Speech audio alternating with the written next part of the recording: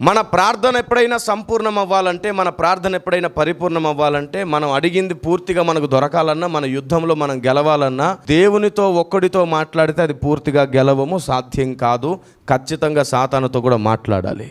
సాతానుతో మాట్లాడితేనే నీ ప్రార్థన పరిపూర్ణం అవుతుంది, నువ్వు సక్సెస్ అవుతావు. విషయం ఏమిటంటే, మనం ప్రార్థన చేస్తున్నప్పుడు మనం వేటి విషయంలో అడుగుతుంటాము, ఏ ద్వారాలు తెరవమంటామో ప్రతి చోట వాడి దూతలు ఉంటాయి, అవి మూయబడి ఉంటాయి. ఇప్పుడు నువ్వు ఎవరితో మాట్లాడాలి? మొదట సాతానుతో మాట్లాడాలి. బైబిల్లో ఎవరైనా అలా మాట్లాడారా సాతానుతో? చూడండి, విలాప వాక్యముల గ్రంథము 2వ అధ్యాయం 5వ వచనం. ప్రభువు శత్రువైను ఆయన ఇశ్రాయేలును నిర్మూలము చేసి ఉన్నాడు, దాని నగరులన్నిటినీ నాశనము చేసి ఉన్నాడు, దాని కోటలను పాడు చేసి ఉన్నాడు. యూదా కుమారికి అధిక దుఃఖ ప్రలాపనలను ఆయన కలుగజేసి ఉన్నాడు. ఇక్కడ శత్రువు ఎవరయ్యారు? దేవుడే దేవుని ప్రజలకు శత్రువు అయ్యాడు, వారిని నాశనం చేశాడు, అన్ని రకాలుగా వారిని ఇబ్బంది పెడుతున్నాడు. దేవుడు నాశనం చేస్తున్నాడా, సాతాను నాశనం చేస్తున్నాడా వాళ్ళని? దేవుడు అనుమతిస్తున్నాడు, సాతానేమో వారిని నాశనం చేస్తున్నాడు. ఎప్పుడైనా సరే గుర్తుంచుకోండి, మొదట దేవుడే మాట్లాడుతున్నాడు సాతానుతో. యోబు విషయంలో ఎవరు మాట్లాడారు? కొన్నిసార్లు సాతాన్ని కూడా దేవుడు వాడుకుంటున్నాడు. సాతాను కూడా ఆయన సేవకుడే. ఎలా చెప్తున్నానంటే, సమస్తం ఆయనకు సేవ చేయుచు నేను లేఖనం సెలవిస్తుంది. సాతాను వల్ల కూడా మనకు ప్రయోజనాలు చాలా జరుగుతున్నాయి. సాతాన్ని వాడుకునే మనకు అనుభవాలు, గాయాలు, గుణపాఠాలు, పడినా సరే మరలా లేవడానికి కావలసిన భక్తి సాధన. సాతాను వల్లే దేవుడు బంగారాన్ని కలగజేసుకుంటున్నాడు, భయంకరమైన కొలిమిని సృష్టిస్తున్నాడు. ఈ మహావేడిలో ఏమవుతుంది? మేలిమి బంగారం తయారవుతుంది. వాడు అనుకుంటాడు, నేను కొందరిని నరకానికి తీసుకెళ్తున్నాను, చూసావా నువ్వు ఓడిపోయావని. దేవుడు వాడు అందరినీ తీసుకొని అంత దూరం వెళ్ళిన తర్వాత, అరే ఒకసారి ఇటు తిరుగు, నీ దగ్గరున్న సైన్యం నీ సైన్యం అనుకుంటున్నావు, ఇది ఒకసారి ఇటు చూడు అంటే, దేవుడు అనుకున్న వారిలో ఒక్కడు కూడా మిస్ అవ్వడు. ఆయన సైన్యం మొత్తం పదిలంగా ఉంటుంది. వాడి సైన్యాన్ని చూసుకుంటే, ఓ వీళ్ళంతా నేను కన్నోళ్ళేనా? అదే వాడి బాధ. ఆ రోజు వాడికి ఉంటుంది అవమానం.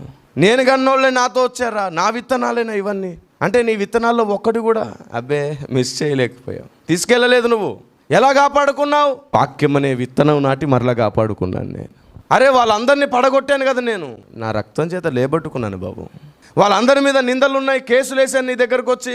అవును, వాళ్ళు నోటితో ఒప్పుకొని వాళ్ళ కేసుల్ని వాళ్ళే వాదించి విమర్శించారు.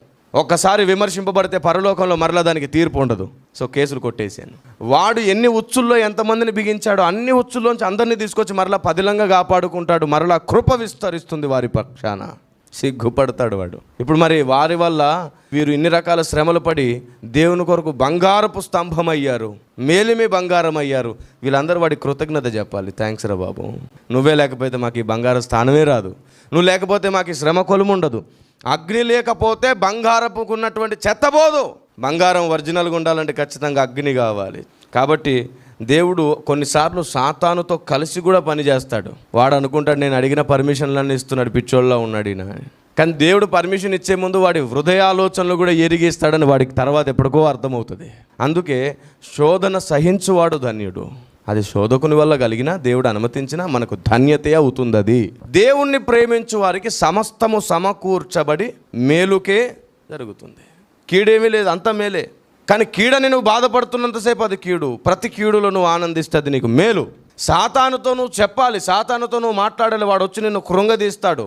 వాడు అనేక ప్రాంతాల్లో అడ్డుగా నిలబడి నీ ద్వారాలన్నీ తెరవబడకుండా చేస్తాడు. వాడికి చెప్పాలి, నువ్వు ఎంతకాలం ఆపలేవు నాకు బాగా తెలుసు. కొద్దిసేపు నీకు సంతోషం ఉంది, నీ సంతోషం ఎక్కువ కాలం ఉండదు. కొద్దిసేపే నువ్వు నన్ను ఇబ్బంది పెడుతున్నావు, కొద్దిసేపే నువ్వు నన్ను శోధిస్తున్నావు, కొద్ది కాలమే నేను పడేటట్లు చేస్తున్నావు, కొద్ది కాలమే పాపం నాలో చలామణి అవుతుంది, కొద్ది కాలమే ఏదైనా నాలో ఉండేది, చాలా తొందరలో నువ్వే పడతావు, చాలా తొందరలో నువ్వు బంధించబడతావు. వాడు వచ్చి మనకు ఎప్పుడప్పుడు అవిశ్వాసాన్ని నూరిపోస్తాడు. మనం చెప్తా ఉండాలి. మీకా గ్రంథం చూడండి ఏమని చెప్తున్నాడు భక్తుడు. మీకా గ్రంథము 7వ అధ్యాయం 8వ వచనం చూడండి. నా శత్రువా నా మీద అతిశయింపవద్దు, నేను క్రింద పడినను తిరిగి లేతును. ఆమేన్. దేవునికి స్తోత్రం కలుగునుగాక.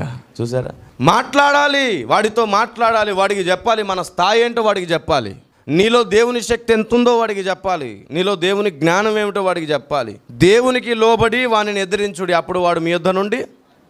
మొదట దేవునికి లోబడ్డం రావాలి. లోబడాలంటే లేఖనాలను ఫస్ట్ నమ్మాలి. నేను మీకు విషయం చెప్తున్నాను, వాడు నీకు భయపడాలంటే వాడికంటే ఎక్కువ సంగతులు నీకు తెలియాలి. దానియేలు కంటే వాడు జ్ఞానం గలవాడని వాక్యం సెలవిస్తుంది. వాడికంటే జ్ఞానం కలిగినది నా సంఘం అని దేవుడు ఒకరోజు అనాలి.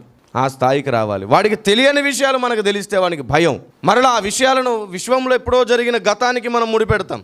ఇదిగో నీవు ఆ రోజు దేవుని దగ్గర ఉన్నావు కదా, అప్పుడు ఇది జరిగిందా, అసలు ఎందుకు జరిగింది అనుకున్నావు, నీకు తెలుసా? తెలియదు అంటాడు వాడు. చెప్తాను విను, ఇదిగో ఈ కారణంతోనే జరిగింది. అదే కారణం అని ఏంటి గ్యారంటీ అంటాడు.